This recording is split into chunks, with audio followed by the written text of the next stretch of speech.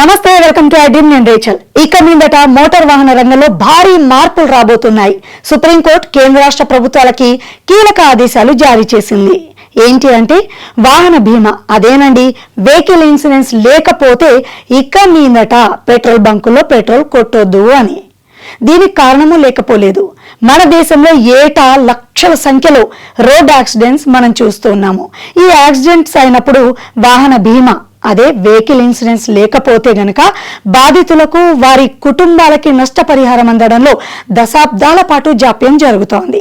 మరి దీన్ని అరికట్టడానికే pilot project గా మన ముందుకు తీసుకొచ్చింది ANPR, automatic number plate recognition.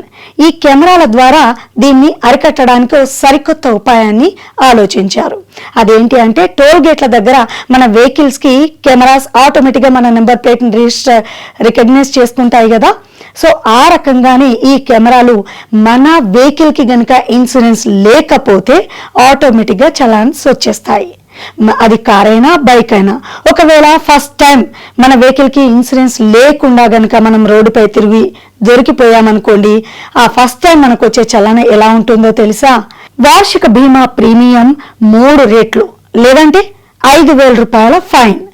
అలా కాకుండా సెకండ్ టైం దొరికామనుకోండి 5 రేట్లు, లేదంటే 10,000 రూపాయల ఫైన్. ఈ రెండిట్లో ఏది ఎక్కువ ఉంటే అదే విధిస్తారు. సో ఇన్ని రోజులు మనము వెహికల్ కి ఇన్సూరెన్స్ ఉన్నా లేకపోయినా చక్కగా రోడ్ల పైన తిరిగేశాం. కానీ ఇప్పుడు అలా కాదు, మన వెహికల్ కి ఖచ్చితంగా ఇన్సూరెన్స్ ఉండాల్సిందే. ఈ వెహికల్ ఇన్సూరెన్స్ మనం కొత్తగా ఏదైనా కార్ కొంటున్నాం అనుకోండి, దానికి థర్డ్ పార్టీ ఇన్సూరెన్స్ 4 years, లేదంటే బైక్ తీసుకుంటే గనక దానికి థర్డ్ పార్టీ ఇన్సూరెన్స్ 6 years పెంచాలనే వాదన వినిపిస్తోంది. సో మొత్తం మీద మన వెహికల్ కి అయితే తప్పనిసరిగా ఇన్సూరెన్స్ అనేది ఉండాల్సిందే. ఇన్సూరెన్స్ లేకపోతే ఇక మీదట ANPR చెప్పాను కదా, ఆటోమేటిక్ నెంబర్ ప్లేట్ రికగ్నిషన్ ద్వారా మీ వెహికల్ కి ఖచ్చితంగా చలాన్స్ వచ్చే ప్రమాదం ఉంది. తస్మాత్ జాగ్రత్త. మరి సుప్రీంకోర్టు ఇచ్చినటువంటి ఈ ఆదేశంపై కేంద్ర రాష్ట్ర ప్రభుత్వాలు ఏ విధంగా ముందడుగు వేస్తాయో చూడాలి.